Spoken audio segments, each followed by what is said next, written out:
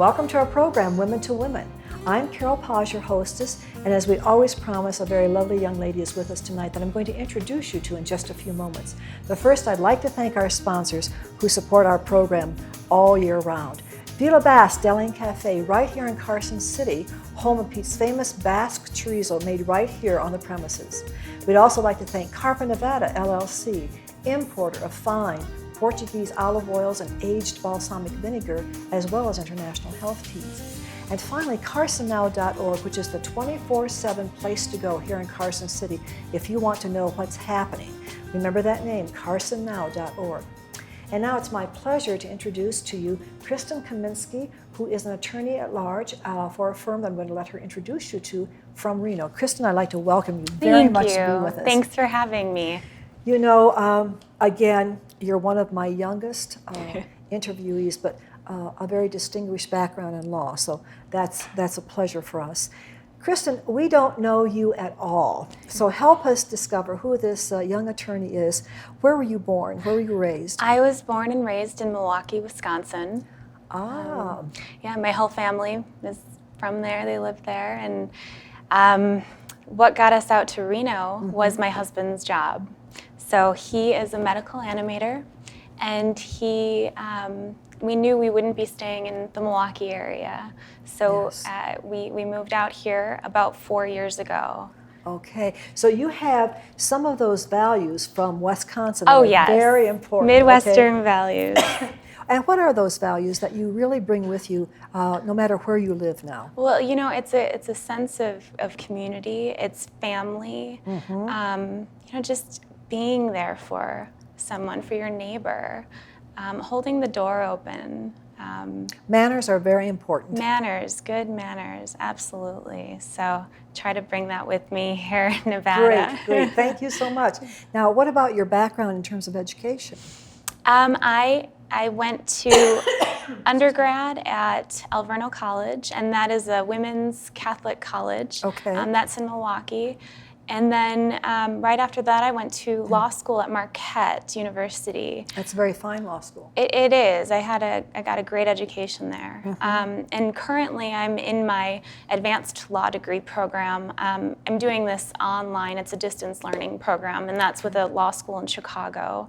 And that's to get my master's in estate planning, basically. Okay. So, Kristin, let me ask you this: as a young woman growing up in Milwaukee, what were some of the interests that you knew early on you wanted to be a part of your life?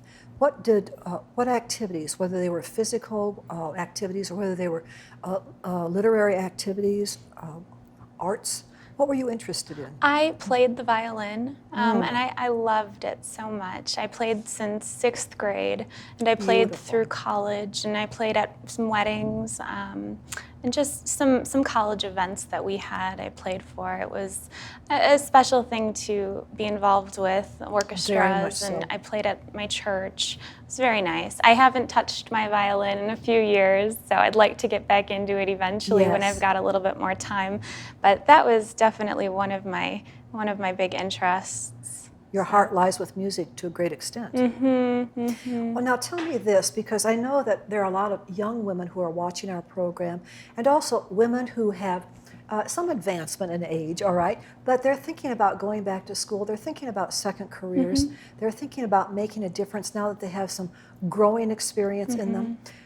What got your attention about law in particular that you decided to enter that career path? Well, so there were really 3 things that brought me to law school. The first was college. I loved college so much. I didn't want to stop. I wanted to continue my education.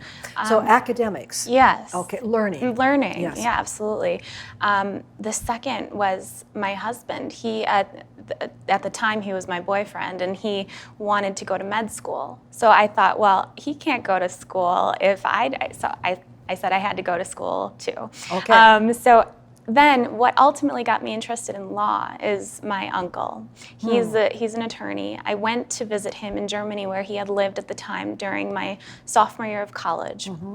And we had a good chat. He was he was VP legal for Deutsche Telekom, which is an owner of, or a parent company of T-Mobile. So he showed me around Deutsche Telekom. It was an awesome, awesome experience. And I always looked up to this particular uncle because he always just made life so great. And he walked me through the steps to becoming an attorney, and I realized it was something that was feasible for me to do, which I hadn't really thought before. So I looked into taking the LSAT, which is the law school admissions test. I did well on it, and I got into law school. So without really having a definitive goal, I went in, and I came out still a little confused as to what it was I was going to be doing. So I don't think, for the viewers, I don't think there's necessarily, a goal to have. It's more of just, getting yourself through this education, not necessarily a career path in mind. And I think you're okay. You just try things out along the way and find what fits for you. Kristin, you're also saying something, though, which I think is very important to consider. You're an academic person. I am. Okay. I am. And that makes a difference when you love learning. I'm with you on that. As a teacher, I love books. I love constant research. I love libraries. I love anything that's going to make a difference, not only in my life, but in the lives of others. So I would say that as you did, you had a very influential family member who was able to talk to you. And if we're thinking about, gee, could I really become a doctor at this age? Could I really become an attorney at this age? It's good to have someone who's already there. Absolutely. Who has a zest. Absolutely. For it. Yes. Yes. Without him, I don't think I would have chosen the same path because law was so foreign to me. I didn't know any other lawyers. So without him, I doubt I would be where I am today. Let me ask you this. Are law studies rigorous? Oh, yes. How did you find that? Well, it was overwhelmingly difficult. You go from, when you go into law school, you're working with the best of the best students from college. In college, I was used to getting the highest grades in the class. I graduated with honors, which was only given to 2% of the graduating class. And I always did very well. And then you get into law school and you're with all these other women and men who have done extremely well the last 4 years. So that was a wake-up call. And That's a challenge. It was a challenge. I could not put the books down at 8 o'clock and watch my favorite show. You had to just study, study, study. Otherwise, you're not going to be prepared for class the next day. And when you have a Socratic method professor, and what that means is the professor calls on you and typically asks you to stand up, and he asks you questions about the case that you were expected to read. One of 6 cases you were expected to read, asks you what the plaintiff's brother's name is, and you're just supposed to recite this. But I think all of us went through a period of where we knew we were going to look like fools, and it just happens, you do, and you get over it. Yes. But yes, it was incredibly difficult, incredibly. I didn't want to continue. It was that bad, but I just persevered, and with the help of my husband, and at that time he was my boyfriend. He believed in you. He did, and it was so wonderful to have him, and my uncle too. But it was tough, but we got through it. And Kristin, I also hear you saying that details are so important in an attorney's life. When you're going to be representing people or companies, when you're going to be counseling, advocating, details make a difference. Absolutely. So if you can't contain and hold on to those facts and employ them, use them forcibly, it might not be the career path that people think it is. Yeah, perhaps. I was going to ask you this question before we get into your actual work with the firm that you represent. It was probably during the 80s and certainly in the 90s that women began to take a different look at law as a possibility. When you were in law school, which wasn't that far away in time, what did you find women deciding to go into law for? What were their reasons? You know, we were all pretty much in the same boat. My group of women friends in law school, it was just, you know, we wanted something to move forward with. It wasn't necessarily, I want to be a DA. I want to be a litigator at the biggest firm in town. I have a passion for environmental law. It wasn't necessarily that. Most of us came together because we thought, the job market right now isn't so great. Let's go to school. Okay. So, I mean. But you took a look into the future, so to speak, and your vision said to you, if the job market isn't so good right now, I need something solid to be able to not only work towards, but have a pretty good percentage on my side that I'm going to get a job after all these years of schooling. Absolutely. How hard is it to get into law school? It's difficult. It's very difficult because you have to take, like I said, the law school admissions test. You have to do well on that. So I would recommend to anyone taking the LSAT that they sign themselves up for a Princeton Review or Kaplan course. That's what I certainly did, and it raised my score 10 points. I would also recommend doing as well as you can in college, because those grades have such a big effect on whether you're going to get the admittance letter. You know, so there's really no slacking off. It's a good 4 years of undergrad. Yes, And absolutely. then 3 years of law school. So it means that if you're serious, this is serious money we're talking about ourselves. Oh, yes. And just as it is for a medical career. That's right. You don't want to fool around or mess around and take the space of somebody else who might be very qualified to be there. That's another thought. Absolutely. All right, now, so when you came to Reno, was this your first time in working for a law firm? Well, I had done some internships before, so I had a great experience at Pearl Harbor. I was with Hawaii. With the Judge Advocate General's office. That was amazing. Why so? Oh, just because you're in Hawaii and then you're working on Pearl Harbor, and then just the quality of individuals I was working with. It was just some neat cases I worked on. It was more criminal, but I ultimately decided to not go that route, but it was neat to have that experience. Yes. I worked at a law firm in Wisconsin just as an intern, as a clerk. But then so when I got to Reno, I worked at a small firm downtown I was a clerk as a subrogation clerk, and they did workers' comp mainly. Right. Was a clerk because I wasn't licensed in Nevada yet. Yes. So my boss, while I was working there, she was great. She really encouraged me to take the Nevada bar exam, which is something I wasn't going to do right away because it was only offered in Vegas in February, and I didn't want to fly. I didn't have the money to fly down. I'm paying back my student loans, and I don't have enough income. Good, you are paying them back. Yes. Yeah. So I was just going to wait until July when it was offered here in Reno. And so she said, we'll take care of it. We have a condo down there. We'll fly you down there. We'll assist with bar prep courses.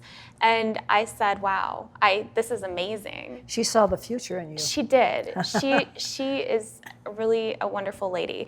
And so I took the bar exam and I passed it, and then yay! And but at that firm they didn't necessarily have the work that I had a true passion for, and they didn't have the opportunity for me to do a full-time position. So she actually encouraged me to look into trusts and estate planning, and so then I eventually came to my firm I am at now. When we come back to the second part of our program, let's get into what that passion you have for law is, and where the wealth management or the trust and the whole wills come in, okay? Sure. For women.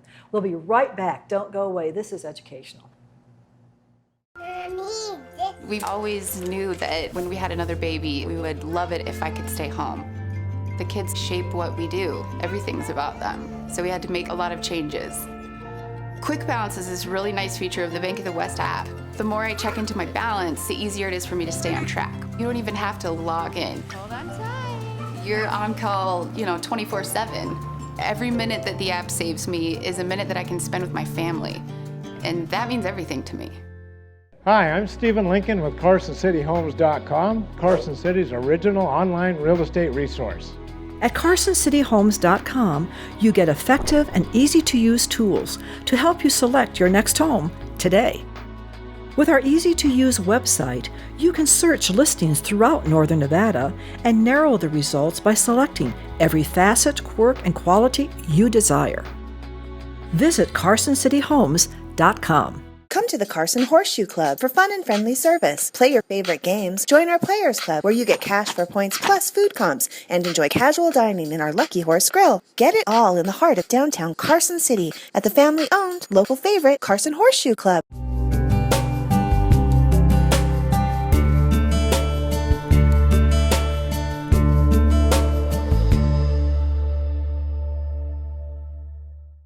Apex SCF provides cutting-edge, hands-on training that effectively addresses today's threats of violence. The Apex Stay Alive course teaches proven methods for personal protection and attack countermeasures that can be applied in any environment. In your home, at the workplace, or on campus, Apex will teach you the necessary skills to stay alive, including how to recognize and react to an active shooter scenario. If you knew you had to fight for your life tomorrow, would you train today? Contact us now to sign up for a class in your region. Come into Villa Basque Deli and Cafe right here in Carson City, Nevada. Discover fine Portuguese extra virgin olive oils, vintage balsamic vinegars, and a wide assortment of international health teas provided by distributor Carpa Nevada LLC. In addition to these terrific items, Villa Basque is also the home of Pete's famous Basque chorizo, handmade on the premises from Pete's secret family recipe. Satisfy your culinary curiosities. Don't delay. Welcome back to the second half of Women to Women. I'm Carol Paz, your hostess, and we're here with Kristin Kaminski, a young attorney from Reno. And we're going to get back into Kristin's professional story. She has a real passion for a certain area of law. We're going to find out what that is. But first, I'd like to thank our sponsors. Dr. Kent Gabriel, MD, a noted plastic surgeon here in Carson City. Dr. Gabriel's specialty is microsurgery of the hands. We'd also like to thank Bank of the West, one of the friendliest local banks that you can do business with. When you walk in, they do know your name, Bank of the West. We'd also like to thank the Horseshoe Club, located in the historic district of Carson City, right here. And if you are looking for a wonderful dinner, try their steak specials and their newly renovated dining room. So let's return to Kristin. Kristin, again, thank you so much for being with us. Thanks for having me. You know, during the first half, you said that kind of two, not contradictory, but in the same statement, that you have a certain area of law that has become a passion for you. And while you're here, what law firm do you represent? Anderson, Dorn, and Rader. It's an estate planning law firm. All right. So does the estate planning match your passion? Yes. Okay. Yes. So that's good news. It's really trust administration is what I do. So it's typically upon incapacity or upon death, the family of the client will come and see us. And it's a process of hand-holding the individuals into, I cry with my clients. Yes. They cry in my office, and that's great. It's such a neat experience to be able to be there for them. My diploma or my bar license says I'm an attorney and counselor at law, and I take that counselor to heart. Yes. I really try to be a counselor for these individuals, and I think in this area of law I can be that for them more so than in other areas. And that's a wonderful background of emotions to bring, because usually when you meet your clients, they're going through a tremendous transition. And for many of us, we haven't even prepared in advance for that transition. So you're dealing with the raw emotions of perhaps having lost a loved one, and at the same time, they're at a loss as to, what do I do now? How do you walk them through that first meeting with you? Well, so I typically go over the steps of the administration process, and if they need to talk about their spouse or their loved one, I let them do it. I don't interrupt them. I just let them talk. And if nothing gets done during that meeting, that's okay, because something did get done, and it's them being able to talk to someone. Yes. So I'm perfectly okay with that. We schedule another meeting, and they come back when they're ready. Sometimes it's a little too early. And because of our legalistic society, and litigation is often a part of everyone's life at one time or another. So it is important that we establish and get things in order sooner rather than later, I would think. Absolutely, yeah. Some people try to come into the office upon their loved one's incapacity and say, I'd like power of attorney drawn up, for example, for my loved one. Well, it's too late. Upon incapacity, they don't have the capacity to sign this power of attorney, giving their loved one the ability to act on their behalf. So absolutely, need to plan before that. What do you bring, let's say, to the table as a woman attorney that makes a good communication forum? I think I'm very compassionate. And I think, a lot of men don't get touchy-feely, and I do, and I'm there to listen. I'm not there just to get down to business, like perhaps some of my male counterparts are. I think I offer that, just the ability to cry on my shoulder. It's okay. Which also speaks very highly of the firm that you represent. How many women are on that firm or in that firm? Attorneys, I'm the only attorney, a female attorney. Wow. Okay. What does that mean to you? I enjoy working with men. I went to an all-women's college, but I grow in either setting. And I grew up with a bunch of uncles and not too many female leaders in my life. So it's perfectly fine for me to work with a bunch of males. That's fine. And it's also a challenge in many ways, I would think, because they're wired differently than we are. They are. And to come to recognize their way of thinking in any situation as compatible to or slightly different than our way of thinking is a learning process. It's a communication skill that is being developed in Now I'm lucky, I'm very fortunate to have a wonderful boss who's been always very sensitive to my needs. And he's always been, I don't think there's ever been an issue, with him being male, me being female. I think we've worked together very nicely. All right, so let me ask you this. What changes have you discovered in yourself since coming through law school, preparation for law school, the pre-law college days, years, and then law school itself, and then interviewing for jobs, okay? Married, with a very demanding schedule that your husband, as a medical animator, okay? How have you come to balance that kind of a life? What kind of time, professional time, do you need? What kind of downtime or personal time do you need? And what have you discovered about yourself in this process of balancing? Law school and the preparation for it was more than a full-time job. It was very, very demanding all And were you day. married at that time? I was not. Okay. I got married right out of law school. All right.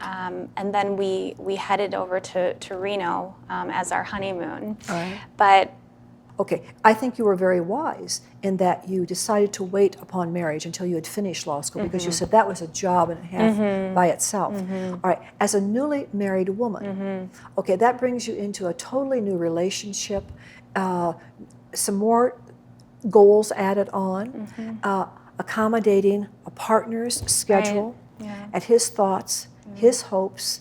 So 2 professional lives that have to be balanced with each other's personal lives as well. Right, right. What does that take? Oh gosh, a lot of it's a lot of giving on both of our ends. we had never lived together before we were married, so moving in together was a whole new thing. I can identify with that completely. Okay, yes. We didn't know. I mean, we had been dating for 10 years, but we didn't know the little things that, you know, bothered each other, the little things that we liked and we preferred. Yes. So that was a learning experience when we moved here. And then moving out of our comfort zones, we're moving to Nevada, that's across the country. Never thought we would be doing that. So that was tough. Are there any relatives or family or longtime friends here in Nevada for you? No one. So you're on your own, basically. Completely. All right. Completely. Our first Christmas, I just cried and cried because every Christmas before that I had spent with my whole, and I have a big family, a big Italian family, and Irish. Yes. But I was sad to not be with them. So of course. We booked our flight back Christmas Day. Like, I need to figure out how to get back by my family. So that was, But you discovered the importance of family. Oh, yes. Oh, yes. Okay. And that foundation, that basis that has the rootings of who you are as a person, Kristin, means now something else to you, perhaps. Yeah, it does. I truly appreciate every opportunity I can spend with them. And I know that I want a future family and not just a small one. I'd like, you know, a big family someday because I would like to have roots out west and have a great life here. So you're learning to blend two professional lives. Yes. Together with a personal life, a marriage. And that's such a unique opportunity, unique opportunity. Now, other changes are coming along. They are. Okay, and what are those changes? Well, so my husband was laid off from his job last year in Reno. So to apply for unemployment compensation, you do need to indicate that you are actively searching for employment. Did you handle his case? I did. Luckily, there was no case. Okay. Otherwise, yes, I would have. Absolutely. So he had actually enrolled at UNR. Yes. But, you know, he had already gotten his bachelor's. He had already gotten his master's. He really didn't want to get another bachelor's, but he was doing it because I love my job. Yes. And so we thought, maybe we can make this work. Well, he ended up finding a very similar position in Sacramento. They offered him a temporary job. It was a 60-day thing. We thought, okay, try it out, see how you like it. That was back in March. And then they offered him, they liked him, and he loved it. So they offered him a full-time position, salaried in May. Wonderful. And so I unfortunately will be leaving my position at Anderson, Dorn and Rader. And it's been an overwhelmingly difficult decision for us to make, just emotionally. It will be the first of many. Yeah, I'm sure it will. So I'm leaving and we're moving to Sacramento. But think of the experience that you've gained in just this short period of time with your law firm. Oh, absolutely. You'll take that with you? Yes. Not a bit of it will be wasted. Right, absolutely. I've gained so much confidence from this, and the mentoring at my firm is just phenomenal. I think that that's one of the areas that can be lacking so many times in corporations and businesses, that when you transfer in or you transfer out, there's mentoring that needs to be done on both ends. Yeah. And without that, I kind of feel cheated because I need their experience to help me get my feet on the ground and my vision, okay, looking forward and not looking all the time back. So, well, this is going to be an exciting time for you again. Yeah. And Sacramento isn't that far away from Reno. It's not. Unfortunately, there are these big mountains in the way that snow most of the year, and so we couldn't make that work. But well, you can always try Amtrak. yes, yeah. Well, we want to thank you so much for being with us. And you've shared challenges as well as adventure and as future possibilities. And as a woman attorney, you have a lot to be a role model for. You've told us it's highly academic, it's highly challenging, but you have to have determination. Oh, absolutely. Don't give up. So I want to say thank you so much for being with us, okay? Thanks it's for our having pleasure. me. And I hope you've enjoyed this show as much as I have. Until we see you again next week, have a good evening, stay well. Good night.